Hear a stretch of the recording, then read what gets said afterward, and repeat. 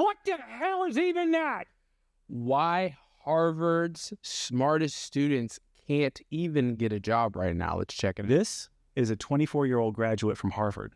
Even after having multiple degrees from the most prestigious university in the world, she has not been able to find a single job for more than a year. It was kind of depressing because you're like graduating from Harvard, and then I was like in my parents' house in Atlanta, like unemployed. And she isn't the only one like this. Hundreds of other top university graduates have not been able to find a decent job, even after applying to multiple job openings. Man, this is one thing that I always have to just remain thankful that I was able to find my passion. And it was funny, after I got out of the military and I used my GI Bill to go to college, I even had a feeling while I was in college that it was kind of unnecessary for just where the world is right now. That was something that I felt the entire time, even though I was taking it. And I mean, a big reason why I ended up going to college was the government does pay for your college and they pay you to go to college. I mean, that if that wasn't in play while I was going, I probably would have never got my bachelor's or my master's degree. Unemployment amongst these top university graduates is at the highest level ever in history. 23% of Harvard students were jobless 3 months after graduating. You might think at first that this is because companies don't want to hire anymore, and that the demand for employees is less, and for AI is more. But you're wrong. You see, companies are hiring. In fact, the number of job openings over the past few years have more than doubled and has been rising consistently. I think also we just live in a time right now where a lot of us don't want to do the run-of-the-mill, everyday type of job. We do live in a day and age where people definitely want to be a lot more passionate about what they do. For medical fields, I do believe the barrier of entry with education is important, because how many of you would want to have open heart surgery with a doctor who had a C? So what the hell is going on? You see, the real problem is not the demands for labor, it's the oversupply of labor. A few decades ago, this wasn't the case. Big companies not only paid these graduates any salary they wanted, but also fight with other giant corporations just to hire the best graduates from the top Ivy League colleges. Getting a job was much more easier back then. Even when jobs were scarce, finding one, still persistence was often enough to land a decent job that paid the bills. But today, you could try that 1,000 times and still never get a chance. I think one of the biggest things also is we live in a day and age where if you're going to apply for a job, there's no more like you going into the office and being like, hey, brother, my name is ... I went to Stanford, put her there, and then you put your hand out. We're so detached because of the technology that's out today, where 9 times out of 10, you walk into anywhere, even if you can get into that office building in the first place, they're going to ask you, did you apply on the website? The job market has changed completely. The bar for entry has risen to absurd heights, and the promise that education guarantees employment has evaporated. Before the 2000s, a college degree almost guaranteed a stable career. Companies happily hired fresh graduates, offering wages that could support a family, because if they didn't, someone else would. Now, it's the opposite. The power has shifted entirely to the employers. They're no longer fighting for us. Well, I mean, inflation comes, and a lot of people, depending on what the status they would be in for what job that they would be applying, maybe it wouldn't be that huge of a deal if they didn't get one or not. But now we're in a day and age where if you're actively applying, you need that job. We are fighting for their attention. A bachelor's degree, once a golden ticket, is now a bare minimum. Basura! Around 70% of job listings demand one, yet only about 30% of adults actually have it. And even that's not enough anymore. Entry-level roles now expect years of real-world experience. Yeah, and this is what I'm talking about with everything being done so much on the internet, is your resume, even if they're getting read by an employer, they're just filling in these quotas that they're looking for when a hiring manager is looking for someone for that job. And it's like, someone who might not have a consistent straight line of how they got to the career, that won't work. Even if they have like the best candidacy for that job, it won't work because you don't fit in with these computer criteria. Unpaid internships and a portfolio that look like you've been working full-time for years. And all this for salaries that barely cover your monthly rent. Students are trapped in an impossible loop. You need experience to get a job, and you need a job to gain experience. The only way out is to work for free, or balance multiple jobs while studying full-time, something most can't afford to do. And the results? A generation that's overqualified, underpaid, and exhausted before even starting.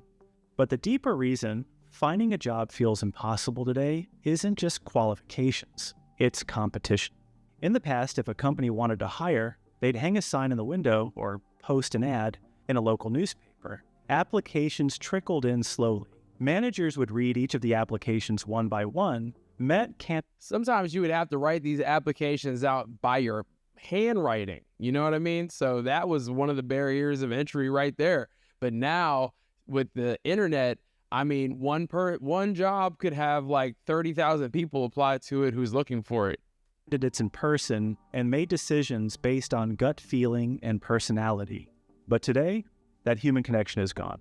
If a company posts a job online, it's instantly visible to thousands, sometimes hundreds of thousands of people.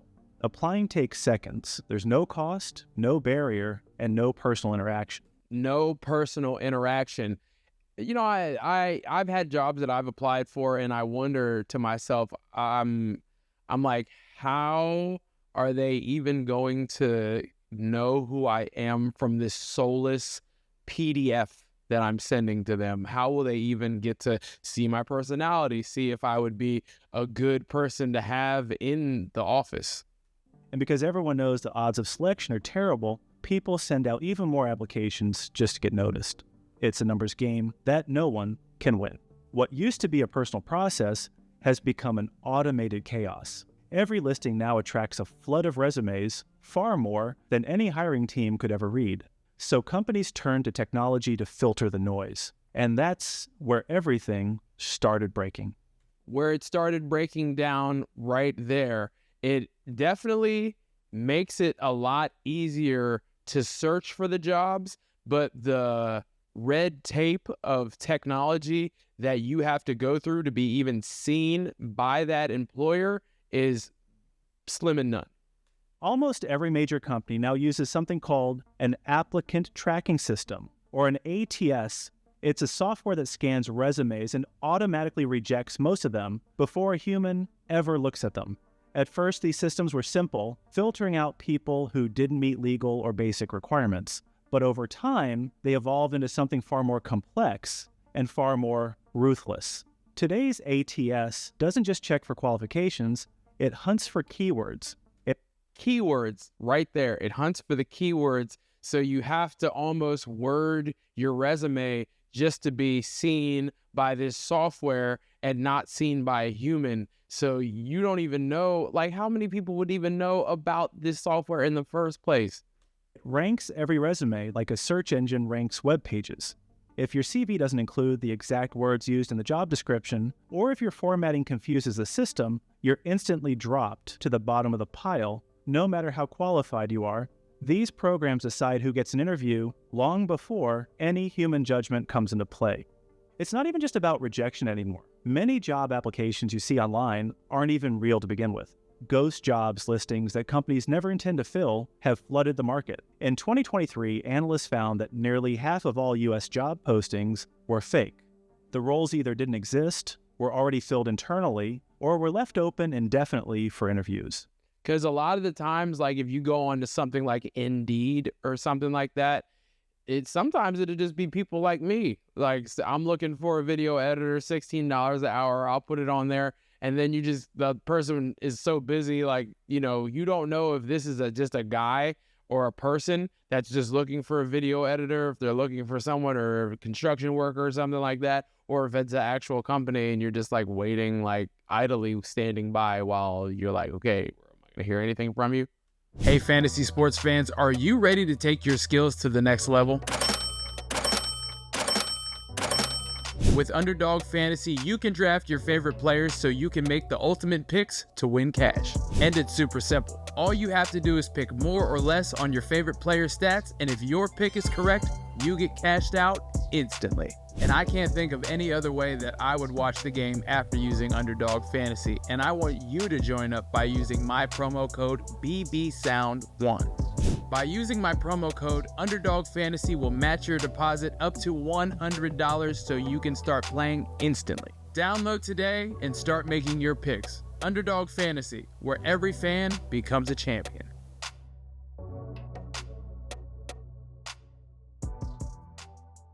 Companies do this for all kinds of reasons. Sometimes they want to look like they're expanding. Other times they already have someone in mind, but want to appear fair by advertising publicly. Some even keep listings up to collect a pool of resumes just in case they need someone later. And job boards, which make money from listings, have no reason to stop them. So millions of people waste hours applying to positions that never existed in the first place. It's an incredibly demoralizing experience. People spend days perfecting cover letters, reformatting resumes, and completing lengthy applications only to get ghosted or rejected automatically. The process feels inhuman, because it is. For employers, applicants have become data points on a dashboard, something to sort, rank, and discard. And as the hiring process has become more digital, it also becomes more detached. Many companies don't even interview people anymore. Instead, they rely on endless online questionnaires, personality assessments, and scenario-based tests. And then you're online just going and doing all of these and then you're almost wondering, you're like, am I even getting anywhere? You're like, I'm just like sending these out into the void of the internet, and am I going anywhere? And not to mention, like, if you're a person like me, like, I work a lot of corporate events as a DJ, and I see these people, and one thing that's always in the back of my mind, I'm like, would I even relate to these people in this office? I've tried working in an office one time, and it just was like not me at all. And I don't know, it'd be tough for me to kind of drink the corporate Kool-Aid. And I'm always wondering about, like, really, is this what I actually want? Or do I want to like just keep investing in myself to make sure that I can actually have the opportunities that I'm looking for? These are supposed to evaluate critical thinking, but in reality, they often test only one thing: how well you can guess what the company wants you to say. How well you can guess what the company has to say. So not only do you have to make sure that your resume sounds good and hits the keywords that they're looking for, then when you have that interview, you have to remember the keywords that you used in your resume and use them live while someone's interviewing you at the same time, just so you can sound like the person that the computer program is looking to have for the job. Large corporations use these tests because they're cheaper than interviews. They eliminate the need for managers to make decisions.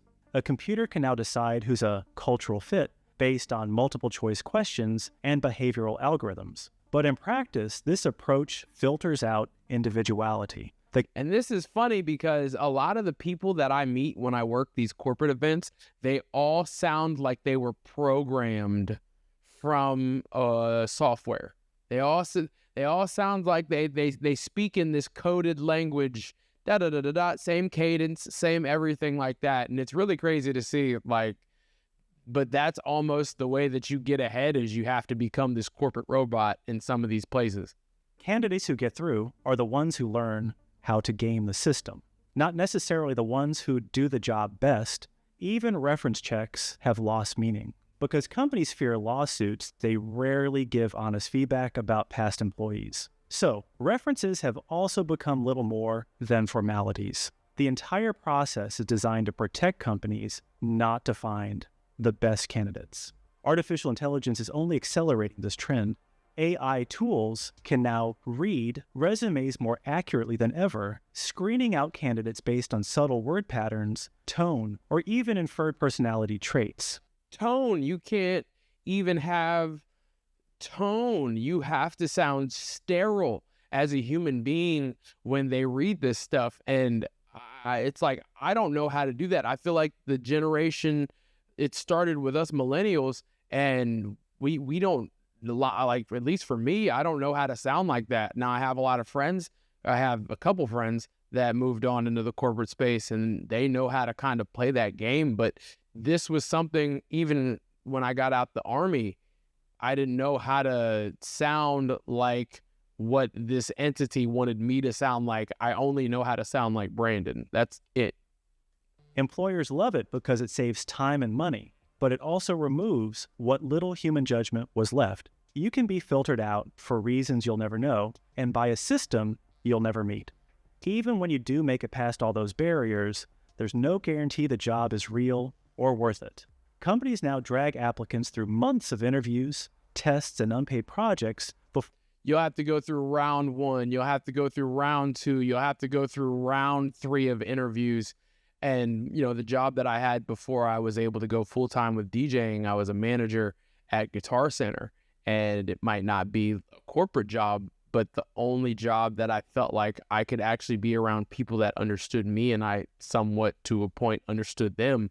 And that's even hard enough because you can only stay at a job like that for so long before you want to try to do a little bit more for yourself. So there's a point where it's like, I feel like these people are a little bit of part of my tribe, and we understand we're happy misfits here. But then some of us are going to want to upgrade our life a little bit more. And then you go to that point, you go to those people, and then they don't understand you because you do something that isn't a programmed microchip in the brain corporate job that you're just like, yes, boss, yes, boss. or finally choose someone else or no one at all. Candidates are treated like an expendable resources in a machine that never stops running. Ironically, the rise of recruitment technology was supposed to make things easier. Instead, it's created an entire industry of middlemen profiting from the chaos. Recruitment agencies, job optimization services, and career coaches charge desperate job seekers to fix problems that shouldn't exist. In the UK alone, the recruitment industry is now worth over £140 billion, more than double what it was There's the job to look for right there. just a decade ago. All this effort, all this money, all this technology, and yet finding a stable job today feels harder than ever. Every step of the process is designed to favor companies, not applicants. And when people finally get hired, the reward is often a paycheck that hasn't kept up with inflation in decades. The problem is bigger than just bad software or fake listings. It's cultural. Somewhere along the way, we stopped treating work as a relationship between people and started treating it as a data problem. Hiring used to be about trust, about meeting someone and thinking, I can rely on this person.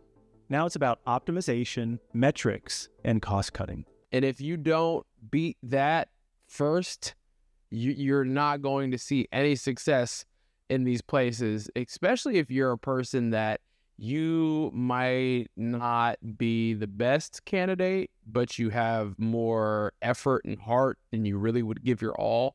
They'll just go with the person that actually hit the dot, all these little parts of what they're looking for in their resume and completely skip past you. And when you might have been the best option, because a lot of those people who have those skills, they end up being lazy, or they end up being like a cancer in that office because they're just personality shit. Employers talk about company culture while designing systems that strip every bit of humanity out of the process. The result is a generation that's not lazy or unmotivated, but disillusioned. They followed all the rules, studied hard, got degrees, worked internships, sent out hundreds of applications, and still ended up with nothing. It's no wonder that job burnout now begins before people even start working. And the irony is, this doesn't just hurt job seekers, it hurts companies too.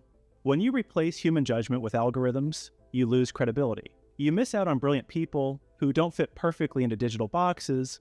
You create workplaces filled with people who are good at passing tests, not solving. That's basically the Bay Area in a nutshell. Every person that I met that had a corporate job, the way that they would talk to me on some of these events, some were cool, some were just They would speak down to you if you weren't a part of this small group of people who could just be a programmed pawn to the bigger corporate schemes. They would just talk to you crazy, or they basically, you could just tell that this person was just able to type a good resume and they had no business being in the job anyway the entire time, but they got in through that. And they just almost have this like holier than thou aura about them, when it's just like, what happened to the human connection, or at least part of that?